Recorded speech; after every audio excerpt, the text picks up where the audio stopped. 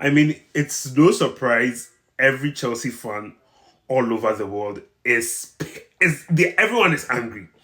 There's a difference between playing a football game whereby your team was bad. They are bad. So you have like no option than to say that the team was bad.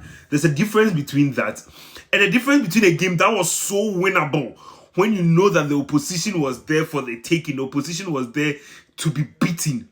And then some way, somehow, you don't just lose. There's a difference between losing by a goal to nil or losing by 2 goals. You lose by 5 goals to 2 on a 3-goal deficit in a 2-legged game.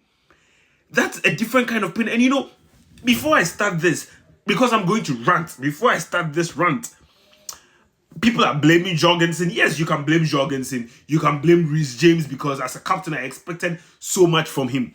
But then all of them, every player today, I felt like was a ploy to someone's tactics. Someone wanted to play the way he played. The crazy thing is the person had a blueprint.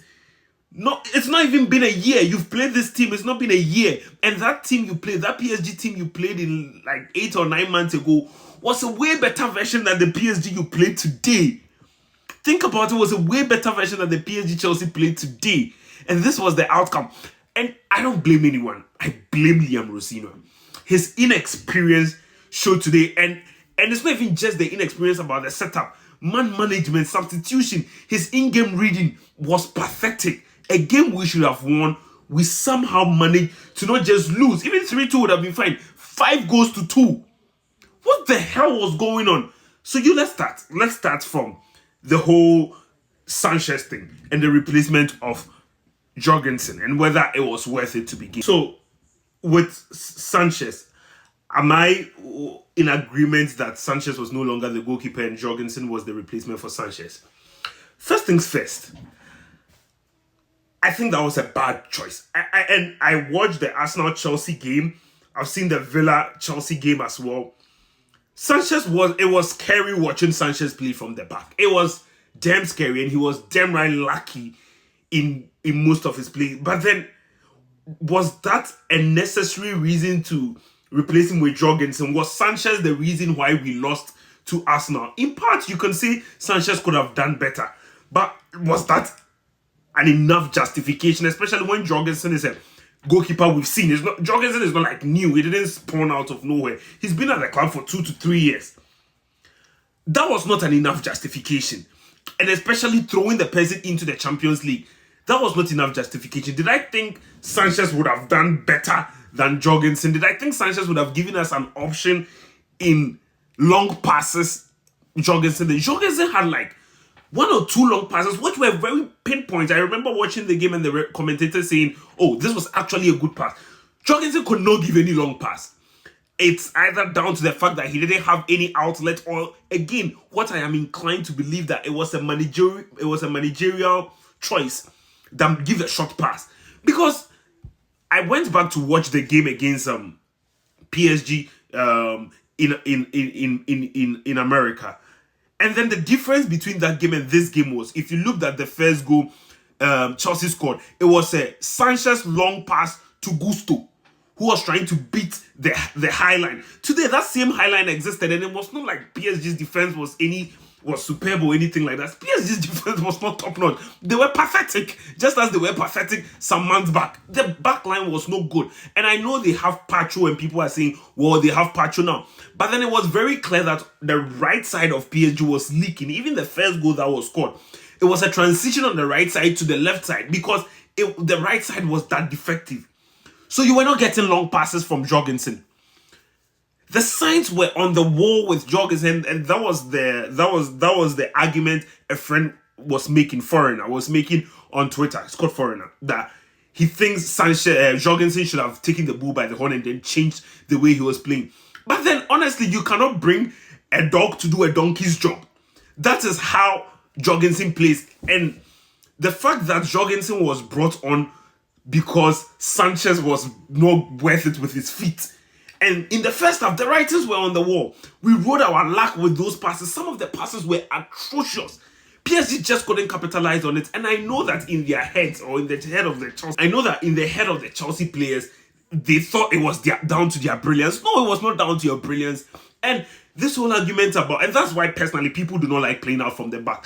I don't get this whole thing whereby modern tactical says you have to play for the back. That is the only way you can play. PSG legit won the Champions League last season without a goalkeeper who plays from the back. Donnarumma is top notch.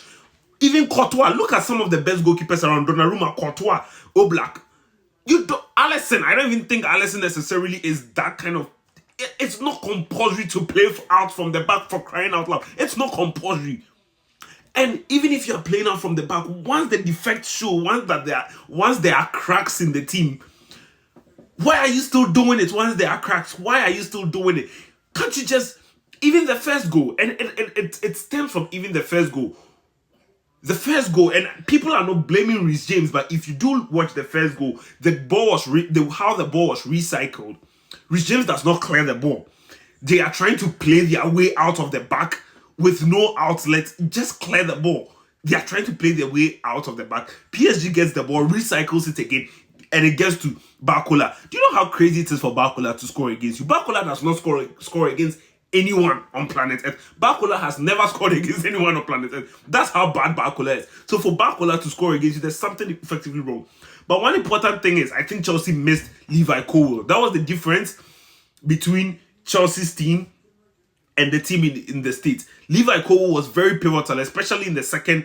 And again, it came from a Levi Colwill long pass to Cole Palmer.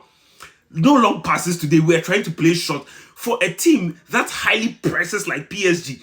And this is why I kept on saying, and I said it in previous episodes, that Maresca, I don't want to come and sugarcoat Maresca. Like, Maresca was doing some brilliant job in the latter days in Chelsea. I didn't expect him to get sacked, but he was not doing a brilliant job. But one thing you can't take away from Maresca is, when it comes to the big games, he has the right tactical plans for it.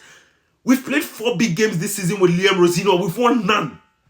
The writers really are on the wall with this manager.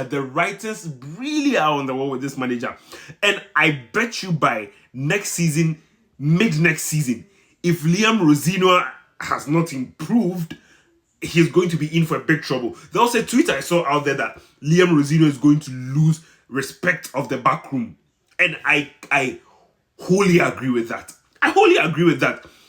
Because you look at Malo Gusto's post-match press conference, the in-game management, after 2-2, this is what I expected after 2-2. After 2-2, I expected Chelsea to go out for the third goal.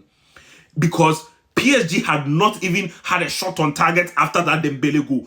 Everything was in the favor. Chelsea had possession, everything. I expected Chelsea to explore more, expand more, going for the third goal. But then, all of a sudden, it was not even about finding a pass or even troubling PSG. It was about possessive football, back passes, and then whatever happens, happens. I mean, Jorgensen has been bashed enough on social media and on the internet. But then again, what did you expect? That is what you brought him to do. That was the job you brought him in to do. And you would think after the third goal, Chelsea would at least sit and then try to hit PSG on the counter. No. Zero management. I think Jorgensen could have done better on the Viches shot. It was just, things just fell apart after the third goal. And it's down to the manager. Who else? Because you don't expect me to manage watching from home. It's very clear that everything is falling in disarray, and the way we attack is terrible. It's like everyone goes forward. No, Chalobah. What was Chalobah doing on that second goal? How is our centre back that high up? I mean, once PSG bypassed Caicedo, I didn't expect Chalobah to go in for a tackle in game. I didn't expect Chalobah to commit himself that high up. So, again, last thing I would want to talk about is Bluco, clearly, all these fucked up investments who are investing in Chelsea and trying to make us into this small club that just has young players. Like, it doesn't work. Even Barcelona with their young players in there. You have Pedri, who came up with the Barca way. You have Yamal, who's once in a lifetime sensational player. You have Lewandowski. That's not what we are doing. Whatever we are doing, there's clearly a lot of issues to be fixed. And people are talking about some penders. Guys, let's not do this. My penders, what? Let's not do this. Go and look for world-class players to fix your problems. Stop this bringing in another kid. Mike Penders, if this was Roman Abramovich era, would be like second choice goalkeeper. Let's not be doing this. Let's not be doing this. As to whether Chelsea can come back for the second leg, it's football. I honestly think anything can happen. What Chelsea needs in the second leg is just a first goal. First, just get one goal in that first leg, and I think look at PSG's 2 goals just came in the blink of an eye. Anything can happen. So it's football, and it's a very hard loss to take in. I don't think Chelsea deserved to lose by 5 goals to 2. But then you blame the management. Look at the team. Look at the players we have. People are bringing on Varaskelia. We are bringing on. Do you want to talk about this Delap issue? The players we brought in this season: Hato, Gittins, Delap, Joao Pedro. Who else did we buy? These are like the 4 players I can really remember on the top of my head we bring it in. Hato has been used for certain games, but I will not bet my life on Hato when Cucurella is there. Gittins, the least said about him, the better. See, Madueke gave us problems, but I would prefer Madueke's headache to what Gittins is doing for me right now. Joao Pedro has been the only world-class signing we've had so far.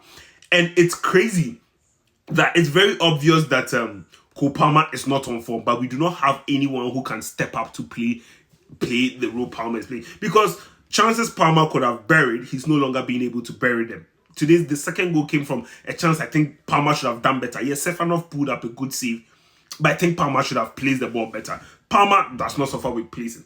But we don't have anyone to step up. Let me talk about Delap. No, Delap was brought in before Joao Pedro. It took Joao Pedro just 2 games to show the whole world what he's made of. And Delap was brought in. Delap just couldn't do that. And so I don't care if Joao Pedro is not having a good time. I don't take him off and bring Liam Delap. Or even if you take Joao Pedro off, put Pedro back in Palmer's position and play Delap up top. But I'm so sick and tired of it. I don't have patience. I don't think Chelsea is a Aston Villa or a Brighton fan base or Bournemouth fan base who are good. We don't want to exercise patience. I've had it with this whole project. It's useless. Look at the managers we've had since these people took over for Champions League knockout. You inherited a Champions League winning team, and then the managers you played Champions League with are Frank Lampard, Graham Potter, and now Liam Rosenoir. Give me a fucking break. Someone said it. You shouldn't have. It's downright small managers. That's what we are going through. And guys, it's such a hard time being a Chelsea fan because the team is so inconsistent. You don't know how they'll show up or what will show up. They can be that good or they can be this or they can be that bad. I mean, if they are that bad, at least it's fine. But yeah, that's all from me. And I mean, I'm still having hope. I don't think we'll qualify, but I'm still having hope. Bye. Like, share, subscribe. Don't forget the Sulia podcast. Bye.